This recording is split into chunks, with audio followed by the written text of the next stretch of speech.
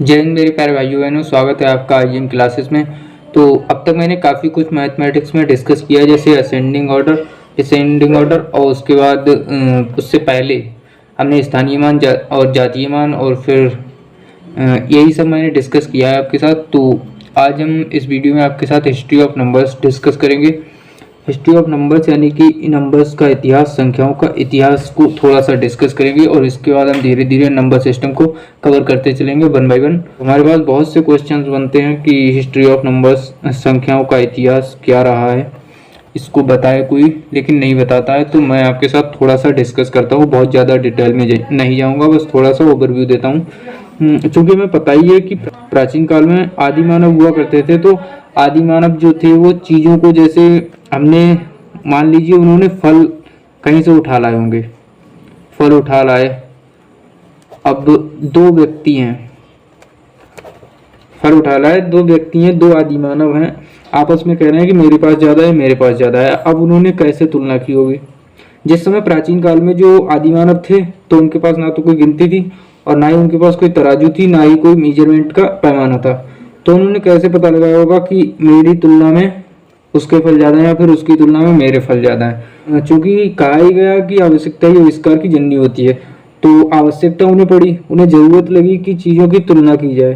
तो धीरे धीरे उन्होंने ज़रूरत के हिसाब से चीज़ों को बनाया या फिर चीज़ों को खोज लिया या फिर उन्होंने तुलना करनी चालू कर दी। आपस में नंबर्स के हिसाब से तुलना करने लगे कि मेरे पास इतना ज़्यादा है, तुम्हारे पास इतना कम है।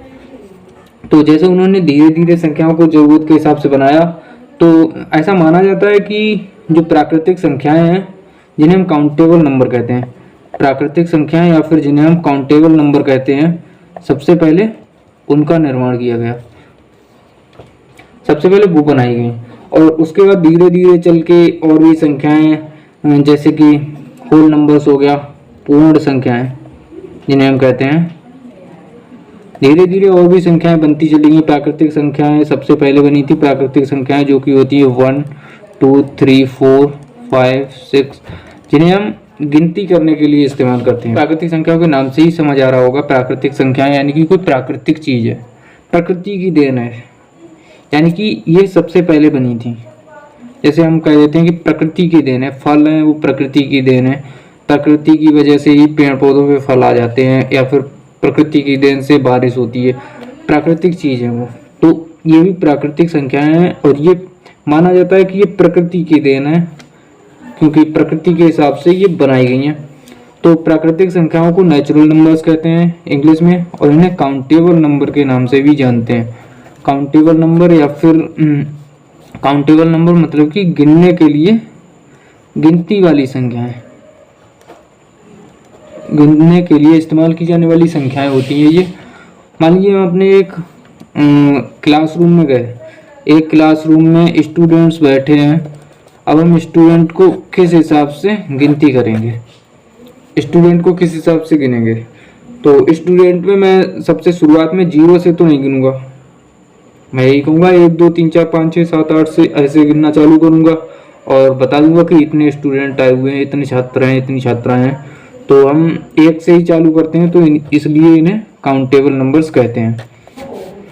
तो प्राकृतिक संख्याओं में आपकी 1 2 3 4 5 6 ये सेट आ जाता है, प्राकृतिक संख्याओं का सेट है। प्राकृतिक संख्याओं को n से डिनोट करते हैं, नेचुरल नंबर n से डिनोट करते हैं, 1 2 3 4 5 6 अनलिमिटेड तक ये सेट होता है प्राकृतिक संख्याओं का। प्राकृतिक संख्याओं के बाद पूर्ण संख्याएं बनाएगी, और पूर्ण संख्याओं में बनाया कैसे गया इन्हें, पूर्ण संख्याओं को, तो नेचुरल नंबर में ही 0 को ऐड कर दिया गया आगे, और ये पूर्ण संख्याएं बन गई, होल नंबर्स बन गए।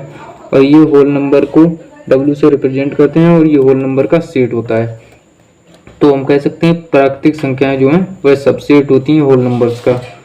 तो होल नंबर्स बन गए, और इसके बाद नंबर लाइन जो आपने देखी होगी इस तरह से होती है, ये होता है 0, और इसके राइट में होते हैं पॉजिटिव, और इसके लेफ्ट होते हैं नेगेटिव नंबर, ये होते हैं पॉजिटिव नंबर, और मिडिल में होता है 0। तो 0 के लेफ्ट चले जाओगे तो नेगेटिव। तो नंबर लाइन ये जो बनाई गई, इसके बाद फिर जो नंबर लाइन का इन्वेंशन हुआ, नंबर लाइन के इन्वेंशन के बाद इंटीजर्स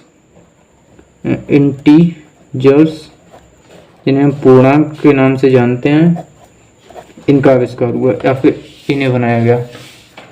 तो लोगों को पूर्णांक के बारे में जानकारी मिली थी इस नंबर लाइन के बाद से, और नंबर लाइन के बाद ही लोग डिवीजन करना सीख पाए थे, फ्रैक्शन सीख लिए थे, और पता चला था कि 1/4 को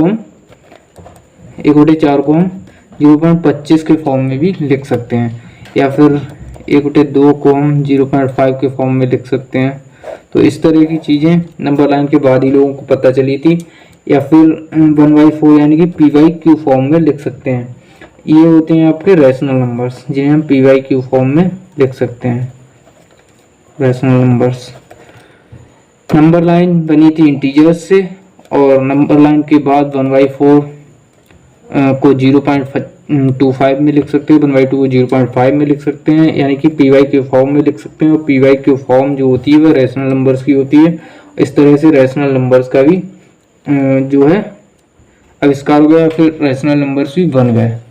इस तरह से धीरे धीरे नंबर्स बनते चले गए, और धीरे धीरे नंबर्स के बाद इर्रेशनल नंबर्स की भी बारी आई।